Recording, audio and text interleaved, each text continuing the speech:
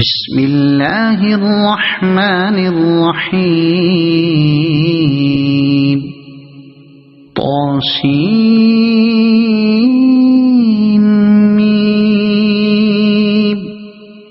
تلك آيات الكتاب المبين نتلو عليك من نبأ موسى وفرعون بالحق لقوم يؤمنون.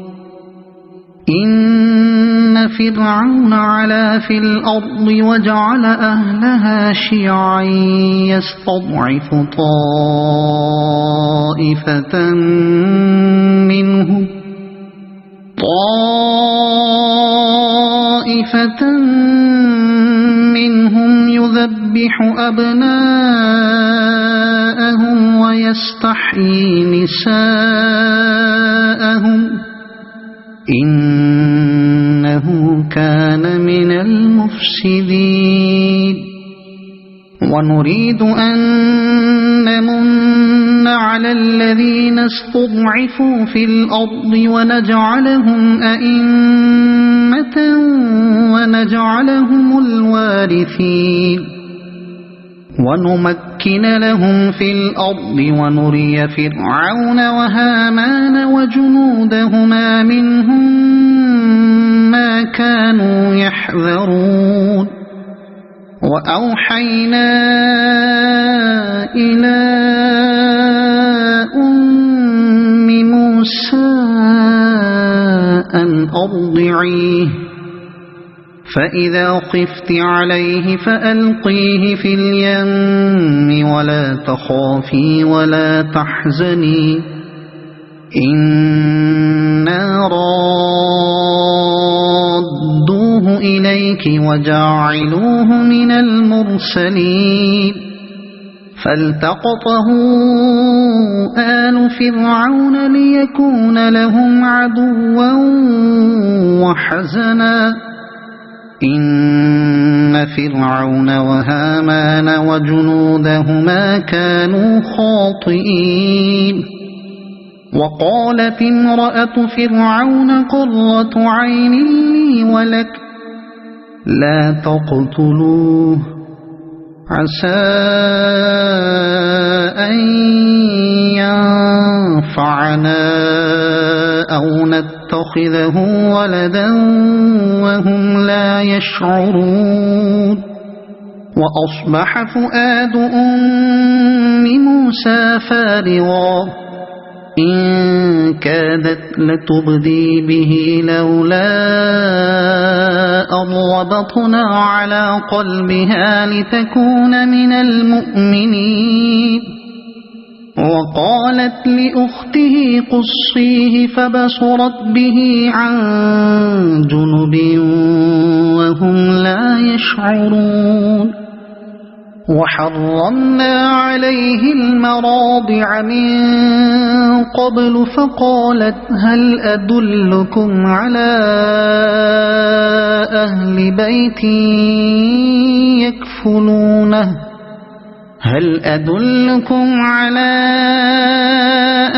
بيت يكفلونه لكم وهم له ناصحون. فرددناه إلى أمه كي تقر عينها ولا تحزن ولتعلم أن وعد الله حق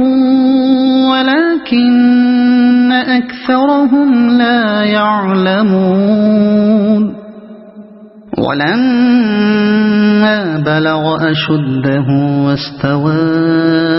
آتيناه حكما وعلما وكذلك نجزي المحسنين. ودخل المدينة على حين غفلة من أهلها فوجد فيها رجلين يقتتلان هذا من شيعته وهذا من عدوه فاستغاثه الذي من شيعته على الذي من عدوه فوكزه موسى فقضى عليه قال هذا من عمل الشيطان إنه عدو مضل مبين قال رب إني ظلمت نفسي فاغفر لي فغفر له إنه هو الغفور الرحيم قال رب بما أنعمت علي فلن أكون ظهيرا للمجرمين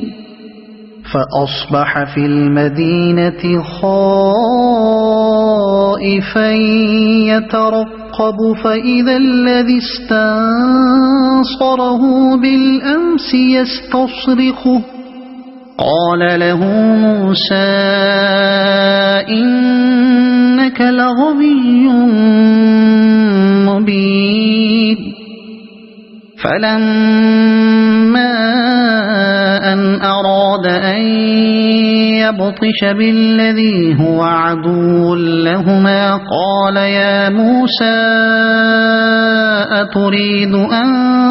تقتلني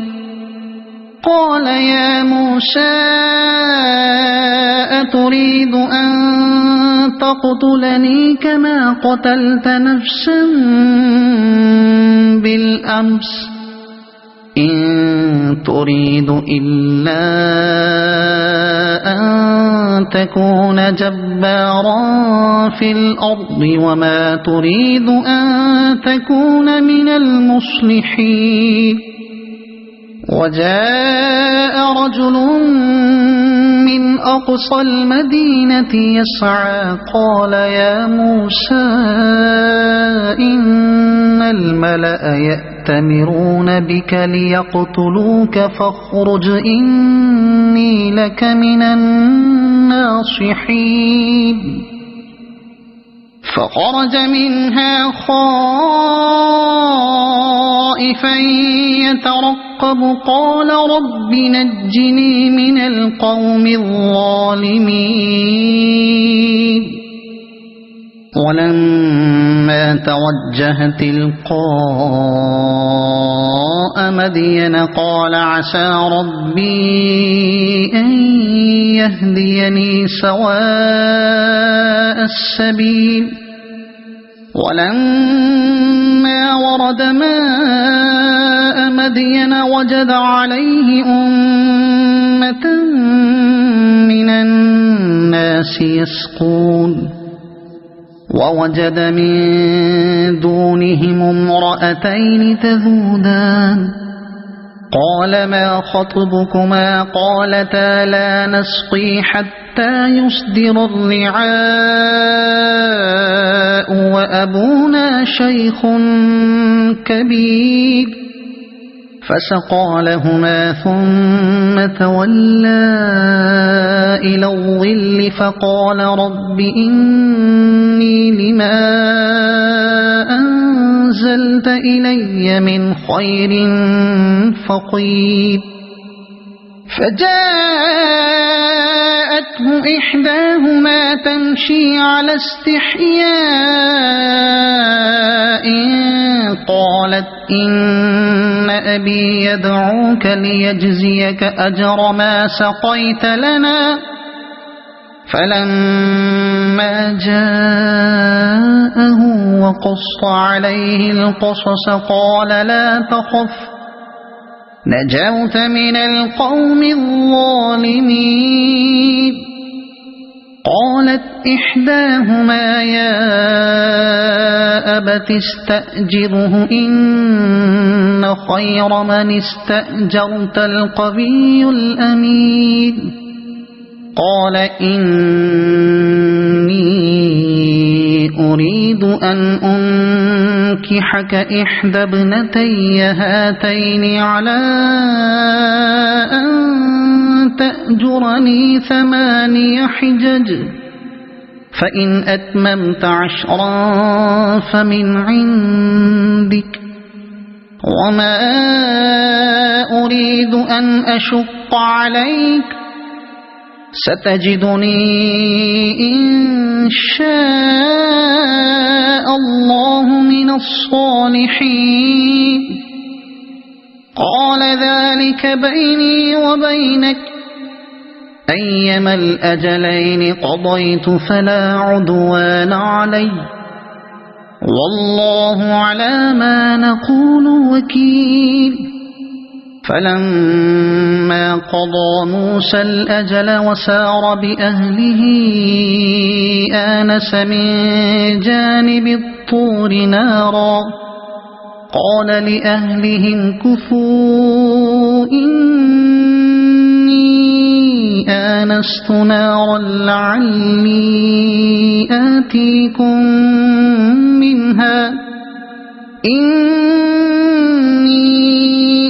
آنست نارا لعلي آتيكم منها بخبر أو جذوة من النار لعلكم تصطلون فلما أتاها نودي من شاطئ الوادي الأيمن في البقعة المباركة من الشجرة أن يا موسى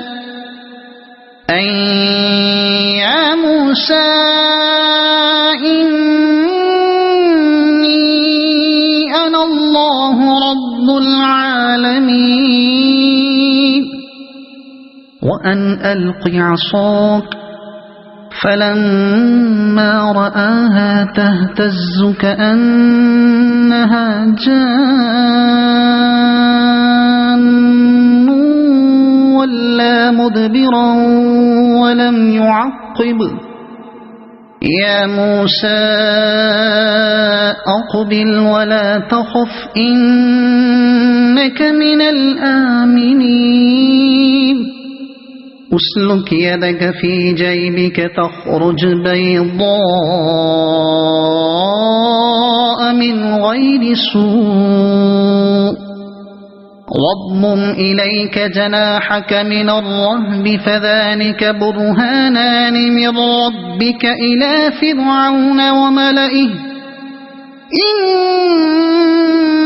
إنهم كانوا قوما فاسقين قال رب إني قتلت منهم نفسا فأخاف أن يقتلون وأخي هارون هو أفصح مني لسانا فأرسله معي يرد أن يصدقني إني أخاف أن يكذبون قال سنشد عضدك بأخيك ونجعل لكما سلطانا فلا يصلون إليكما بآياتنا أنتما ومن اتبعكما الغالبون فلما جاءهم موسى بآياتنا بينات قالوا ما هذا إلا سحر مفترى وما سمعنا بهذا في آبائنا الأولين وقال موسى ربي أعلم بمن جاء بالهدى من عنده ومن تكون له عاقبة الدار إنه لا يفلح الظالمون وقال فرعون يا أيها الملأ ما علمت لكم من إله غيري فأوقذ لي يا هامان على الطين الطين فاجعل لي صرحا لعلي أطلع إلى إله موسى وإني لأظنه من الكاذبين واستكبر هو وجنوده في الأرض بغير الحق وظنوا أنهم إلينا لا يرجعون فأخذناه وجنوده فنبذناهم في اليم فانظر كيف كان عاقبة الظالمين وجعلناهم أئمة يدعون إلى النار ويوم القيامة لا ينصرون وأتبعناهم في هذه الدنيا لعنة ويوم القيامة هم من المقبوحين ولقد آتينا موسى الكتاب من بعد ما أهلكنا القرون الأولى بصائر للناس وهدى ورحمة لعلهم يتذكرون وما كنت بجانب الغربي إذ قضينا إلى موسى الأمر وما كنت من الشاهدين ولكننا أنشأنا قرونا فتطاول عليهم العمر وما كنت ثاويا في أهل مدين تتلو عليهم آياتنا ولكننا كنا مرسلين وما كنت بجانب الطور إذ نادينا ولكن رحمة من ربك لتنذر قوما ما أتاهم من نذير من قبلك لتنذر قوما ما أتاهم من نذير من قبلك لعلهم يتذكرون ولولا أن تصيبهم مصيبة بما قدمت أيديهم فيقولوا ربنا لولا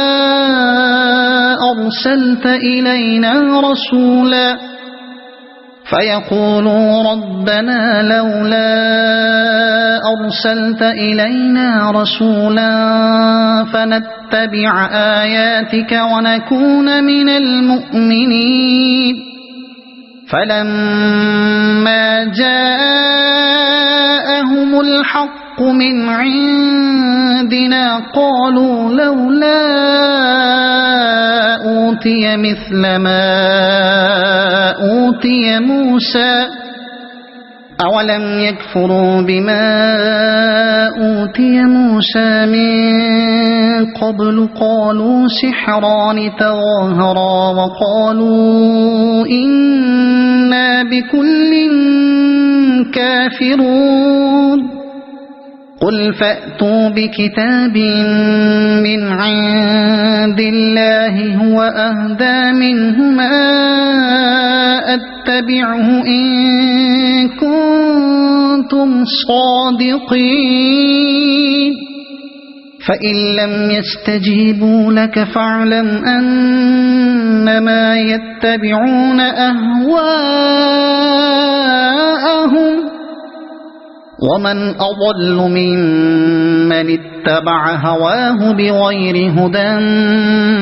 من الله إن الله لا يهدي القوم الظالمين ولقد وصلنا لهم القول لعلهم يتذكرون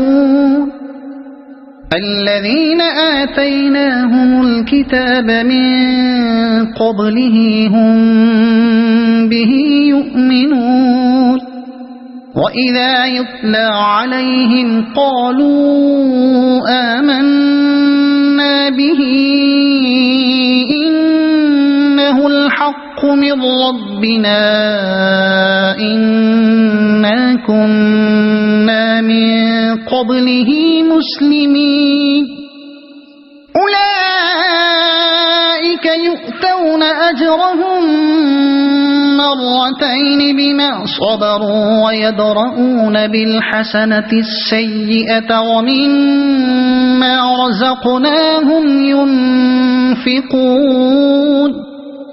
وإذا سمعوا اللغو أعرضوا عنه وقالوا لنا أعمالنا ولكم أعمالكم سلام عليكم لا نبتغي الجاهلين إنك لا تهدي من أحببت ولكن الله يهدي من يشاء وهو أعلم بالمهتدين وقالوا إن نتبع الهدى معك نتخطف من أرضنا أولم نمكن لهم حرما آمنا يجبى إليه ثمرات كل شيء رزقا من لدنا ولكن أكثرهم لا يعلمون وكم أهلكنا من قرية بطرت معيشتها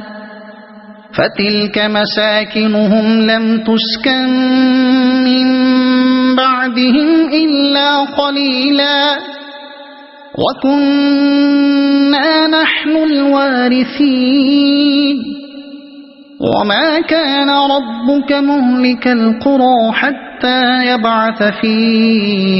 أمها رسولا يتلو عليهم آياتنا وما كنا مهلك القرى إلا وأهلها ظالمون وما أوتيتم من شيء فمتاع الحياة الدنيا وزينتها وما عند الله خير وأبقى أفلا تعقلون أفمن وعدناه وعدا حسنا فهو لاقيه كمن متعناه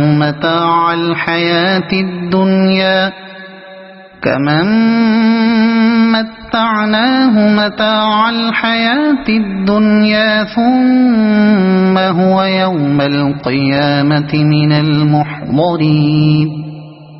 ويوم يناديهم فيقول أين شركائي الذين كنتم تزعمون قال الذين حق عليهم القول ربنا هؤلاء الذين أغويناهم كما غوينا تبرأنا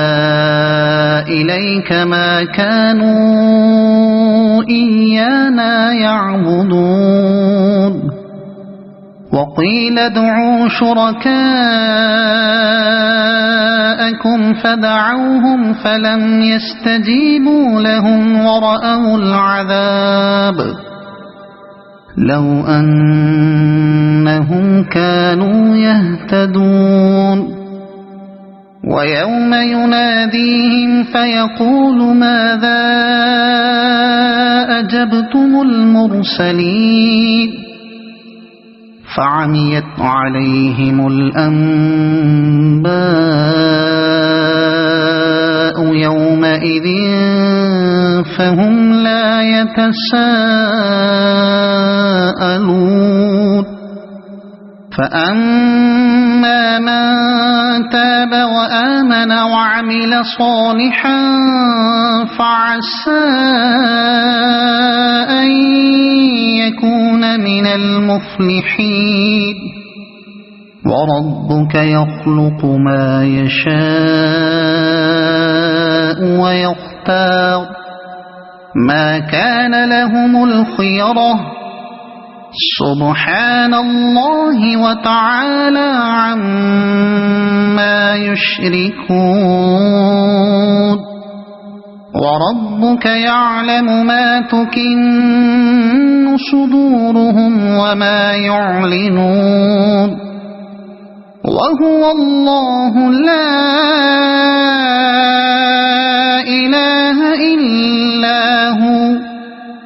له الحمد في الأولى والآخرة وله الحكم وإليه ترجعون قل أرأيتم إن جعل الله عليكم الليل سرمدا إلى يوم القيامة من إله غير الله يأتيكم بضياء أفلا تسمعون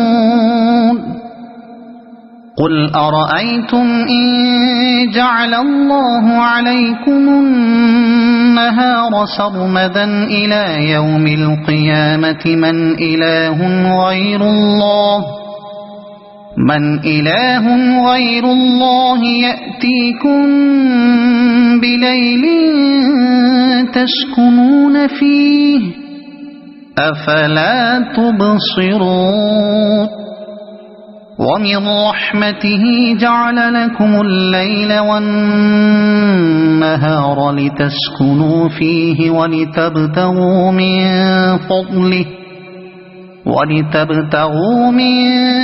فضله ولعلكم تشكرون ويوم يناديهم فيقول أين شركائي الذين كنتم تزعمون ونزعنا من كل أمة شهيدا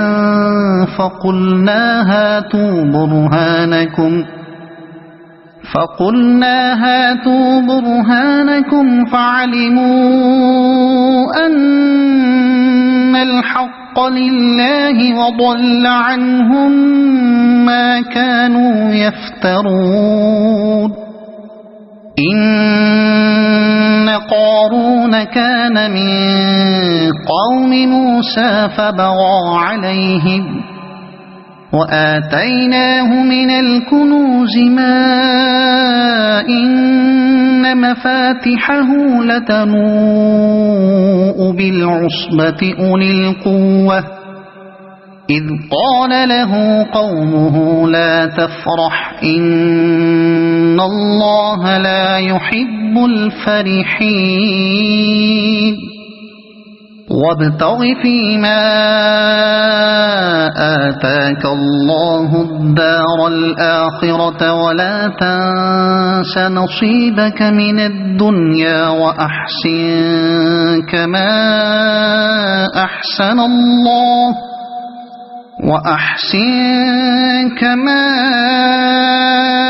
أحسن الله إليك ولا تبغ الفساد في الأرض إن الله لا يحب المفسدين قال إنما أوتيته على علم عندي أولم يعلم أن الله قد أهلك من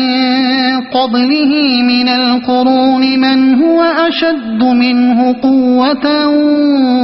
وأكثر جمعا ولا يسأل عن ذنوبهم المجرمون فخرج على قومه في زينته قال الذين يريدون الحياة الدنيا يا ليت لنا مثل ما أوتي قارون إنه لذو حظ عظيم وقال الذين أوتوا العلم ويلكم ثواب الله خير لمن آمن وعمل صالحا ولا يلقاها إلا الصابرون فخسفنا به وبداره الأرض فما كان له من فئة ينصرونه من دون الله وما كان من المنتصرين وأصبح الذين تمنوا مكانه بالأمس يقولون ويكأن الله يبسط الرزق لمن يشاء ويكأن الله يبسط الرزق لمن يشاء من عباده ويقدر لولا أن الله علينا لخسف بنا ويكأنه لا يفلح الكافرون تلك الدار الآخرة نجعلها للذين لا يريدون علوا في الأرض ولا فسادا والعاقبة للمتقين من جاء بالحسنة فله خير منها ومن جاء بالسيئة فلا يجزى الذين عملوا السيئات إلا ما كانوا يعملون إن الذي فرض عليك القرآن لرادك إلى معاد قل ربي أعلم من جاء بالهدى ومن هو في ضلال مبين وما كنت ترجو أن يلقى إليك الكتاب إلا رحمة